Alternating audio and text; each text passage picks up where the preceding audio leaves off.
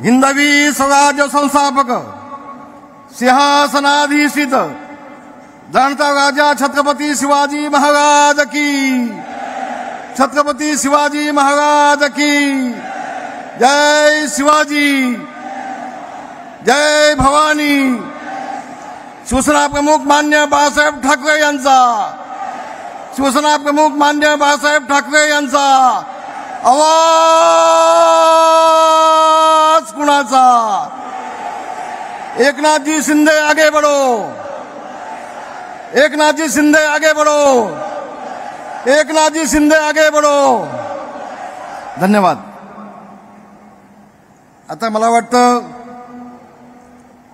इकडे कोण आणि तिकडे कोण असा आमच्यापेक्षा मीडियाच्या मंडळींना अधिक प्रश्न पडत असतो आणि म्हणून त्याच्या आधी मी एवढंच आपल्या सगळ्यांना सांगेन, हे व्यासपीठ बघा,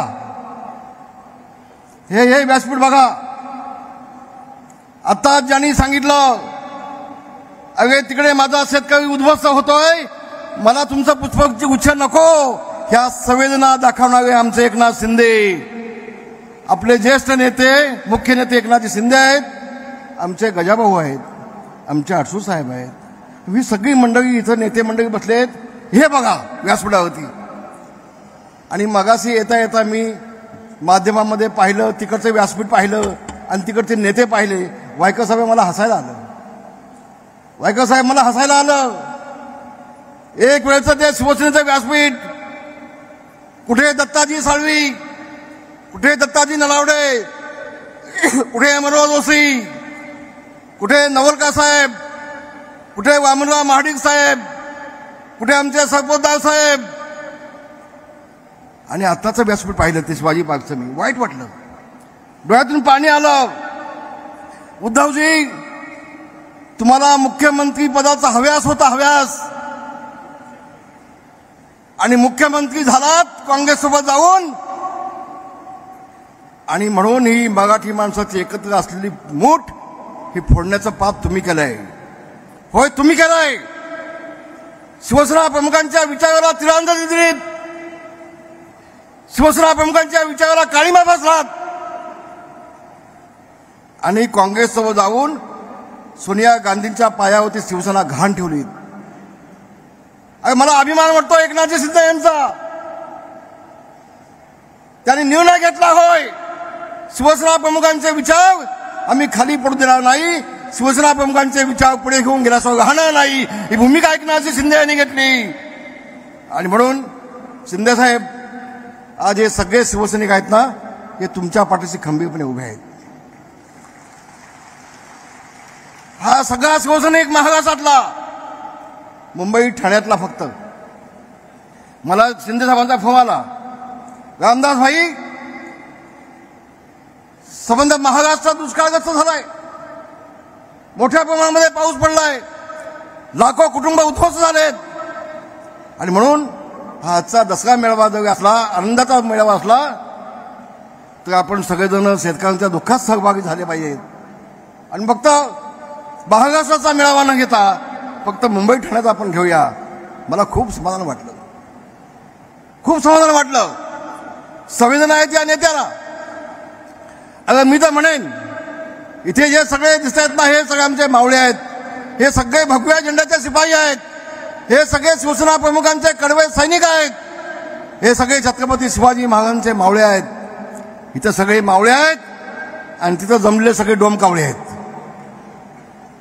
सगळे डोमकावळे आहेत।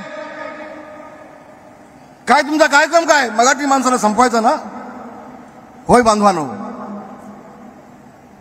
शिवसेना प्रमुख माननीय बाळासाहेब ठाकरे यांनी 77 सालामध्ये मराठी माणसाच्या न्यायासाठी झगडणारी शिवसेना या घोषवाक्याने शिवसेनेला जन्म दिला। त्यावेळेला काही लोकांना मस्ती होती, मुंबई तुमची, भांडी घासा आमची, अशा घोषणा त्यावेळेला होत होत्या। मराठी माणसाला सन्मान नव्हता। आज मराठी माणूस ताट मानाने जगतोय, तो फक्त शिवसेना प्रमुख मान्य बाळासाहेब ठाकरे यांच्यामुळे जगतोय। असं म्हटलं तर मी चुकीचं म्हटलं असं मला वाटणार नाही बांधवांनो। काय केलं उद्धव साहेबांनी? तुम्ही 30 वर्ष तुमच्या हातामध्ये महानगरपालिका आहे. 30 वर्ष आम्ही घेणार. त्या बिचारा राज ठाकरेंच्या पाठीमागे भिकेचा कगवटा घेऊन चाललाय. अरे मला भीक दे, ये माझ्यासोबत. आता तो भाव आता काय करतो काय माहिती. आता भीक देतोय की भीक देत नाही की सोबत येतोय. पण एवढं सांगेन, 2 भाव नाही, आणखी इकडे तिकडे कुठे असलेले 10 भाव सोबत असले तर मुंबईतला मराठी माणूस उद्धव ठाकरेला राजकारणातून कायमचा गाडल्याशिवाय राहणार नाही. हा विश्वास माझ्या मनामध्ये आहे. बांधवानो, मी खूप अस्वस्थ आहे. 30 वर्षामध्ये माझा मुंबईतला मराठी माणूस, मग तो लालबागचा असू देत, तो दादरचा असू देत, तो गिरगावचा मराठी माणूस असू देत, ही सगळी माणसं तर आहेत कुठं? सगळी नालासोबाईच्या पलीकडे गेली, कल्याण डोंबिवलीच्या पलीकडे गेली. उद्धव ठाकरे पाप पुण्याचे आहेत. पुण्याच्या हातात नगरपालिका होती. गिरगावमध्ये जिथं मराठी माणूस होता, जिथं आमच्या गिरणी होत्या, तिथे 50-50, 60-60 माळ्याच्या बिल्डिंग झाल्या आणि त्या बिल्डिंगमध्ये एकही मराठी माणूस शिल्लक नाही. पाप पुण्याचं. पुण्याची महानगरपालिका होती, पुण्याच्या हातामध्ये होती. तुम्ही 30 वर्ष फक्त टक्क्याचं राजकारण केलं. शिंदे साहेब 2 वेळेला मला शिवसेना प्रमुखांनी विधान परिषद दिली मुंबईसाठी, पण मला मुंबई महानगरपालिकेत जाण्याचा अधिकार नव्हता. जाण्याचा अधिकार नव्हता. महापौर बसला तरी मला तिथे जाण्याचा अधिकार नव्हता. ही अवस्था आमची होती. आणि म्हणून मी आपला एवढं सांगेन, मी अधिक बोलणार नाही.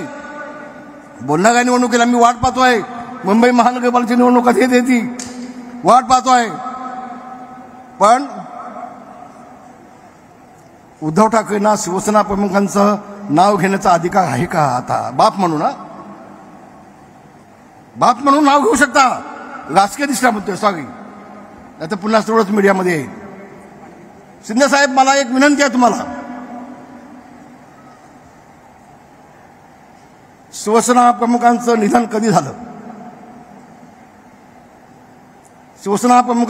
कधी झालं आणि त्यांची बॉडी किती दिवस मातोश्रीमध्ये ठेवली होती काढा माहिती.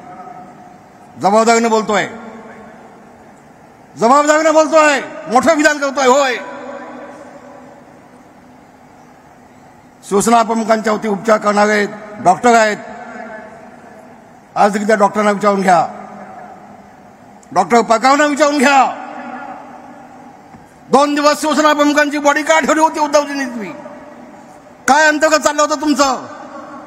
आम्ही खाली बसलो होतो. 8 दिवस आम्ही मातोश्रीच्या बाकड्यावर मी झोपलोय. 8 दिवस मातोश्रीच्या बाकड्यावर झोपलोय. सगळं कळत होतं. पण हे सगळं कशासाठी? कोणतरी सांगितलं बाळासाहेबांच्या हाताचे ठसे घेतले होते. मग ठसे कशासाठी घेतले होते? काय नेमकं होतं? सगळी चर्चा चालली होती तिथे मातोश्रीमध्ये. आणि पुढे जाऊन माझी विनंती आहे, बाळासाहेबांचं मृत्यूपत्र कोणी केलं, कधी झालं, त्यामध्ये सही कुणाची होती, काढा सगळी माहिती. अरे तुम्ही आम्हाला काय शिकवता? शिवसेना आम्ही मोठी केली, शिवसेना मोठी आम्ही केली, जेल आम्ही भोगलेत, तुम्ही आम्हाला संपवताय.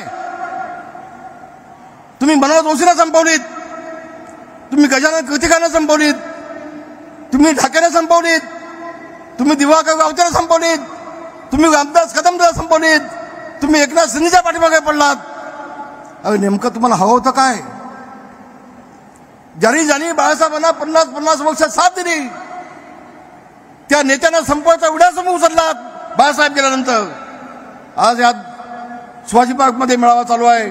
शिंदे साहेब, जोपर्यंत बाळासाहेब होते तोपर्यंत शिवाजी पार्कच्या सभेमध्ये रामदासांची भाषणं होत होती. ज्या वर्षी बाळासाहेब गेले त्या वर्षापासून शिवाजी पार्कचं माझं भाषण बंद झालं. काय बाबांनो, काय झालं? गुलाब पाटलांना टाळ्या मिळतात भाषणाला, त्याला भाषण देऊ नका. रामदासांना टाळ्या मिळतात, त्याला भाषण देऊ नका. अरे तुम्हाला भीती कसली वाटते? म्हणून सांगतोय आज तुम्हाला. आपल्याला मी मुंबईतल्या सगळ्या शिवसैनिकांना हात जोडून सांगतोय, उद्याची लढाई ही मराठी माणसाच्या अस्मितेची आहे. उद्याची लढाई या भगव्या झेंड्याला अधिक तेज देण्याची आहे. हे युद्ध आहे, हे राजकीय युद्ध आहे. कुणीही गाफील असता कामा नये, कुणीही गाफील असता कामा नये. आणि म्हणून दिवस रात्र एक केला पाहिजे. ही मुंबई मिळवण्यासाठी 105 हुतात्मे मराठी माणसाने दिलेले आहेत. मुंबई अशी नाही मिळाली, त्यामधले 70 गृहिणी कामगार आहेत. आणि म्हणून ज्यांनी 30 वर्ष या मुंबई महानगरपालिकेचा वाट लावून टाकली, उद्ध्वस्त करून टाकली, फक्त टक्के खाल्ले, मराठी माणसाला उद्ध्वस्त करून टाकलं, त्या उद्धव ठाकरेला उद्याच्या राजकारणातून कायमचं उद्ध्वस्त करून टाका, ही विनंती करण्यासाठी बांधवांनी मी आपल्या समोर आलेलो आहे. होय, उद्याच्या निवडणुकीमध्ये शिवसेना भाजप महायुतीचा भगवा झेंडा फडकलाच पाहिजे. होय बांधवांनो, फडकला पाहिजे.